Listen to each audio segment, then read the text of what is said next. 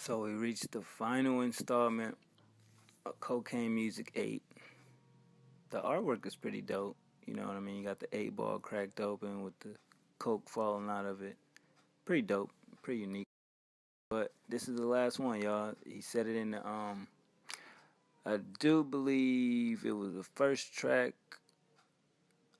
or it was, he just said it basically. Fuck it. It is what it is. Only 10 tracks. Only features on here is Big Sean.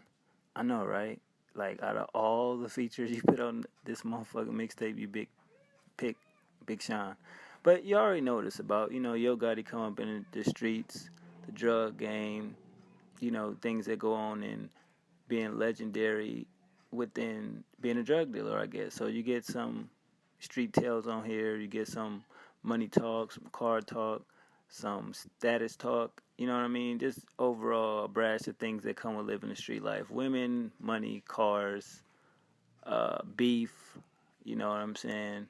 Shit like that, strip clubs, popping bottles. So that's basically what you get. It opens up with White Friday. Great track. One of my favorites. Love the beat. Love the soulful sample. Very honest in there. He didn't hold nothing back. Talked a lot of shit. You know what I mean? And at the end of the day, when it really comes to this genre, I guess you would call it, of artists being, I guess, drug dealers, he's always been the one that I can say that you can tell he was really about that lifestyle. It wasn't no fabricated bullshit. You know what I mean? But it is what it is. Track 1 is definitely dope. The second track, 24 Hours, it's basically about, you know, drug dealing.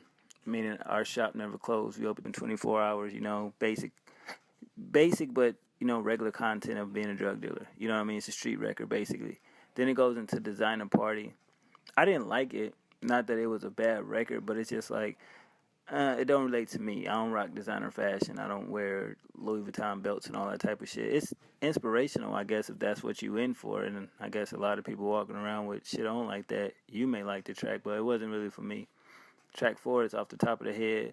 Basically, I guess it's him freestyling.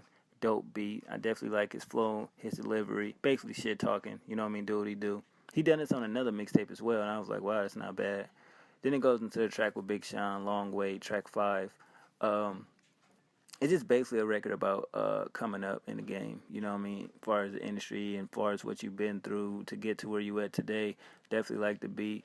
Big Sean verse was alright. It wasn't really nothing special. You know, I would have thought he would have spazzed on the record, seeing how he on the track with Yo Gotti, seeing how that's a surprise to everybody. And the hook was cool. It wasn't really nothing bad about it, but it's just a song. You know what I mean? But I still think it's enjoyable. Going into track 6, No Mo. I didn't feel it, you know, it wasn't for me. It's basically him tired of a broad, you know what I mean? He used some slight auto-tune in that, and I just felt like, it's just, you know, throwaways. And yeah, going into track 7, Trap of Fame.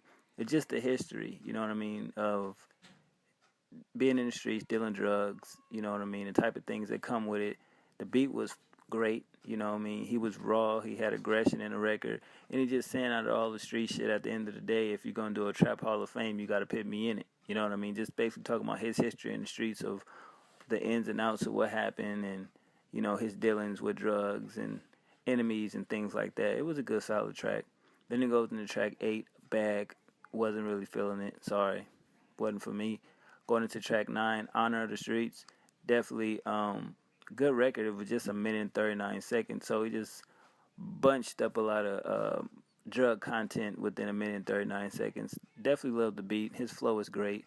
And the last track, Legendary, over a jazzy, unique type beat. His flow was unique. He did a couple rapper name dropping, but in a good way of paying them homage. You know what I mean? And just basically talking about things that's legendary to him. You feel me? But overall, I think he ended the series on a great way. You know, I gave a 7 out of 10. I like 7 out of 10 records in production. 7 out of 10. Y'all let me know what y'all think. I'm out. 1.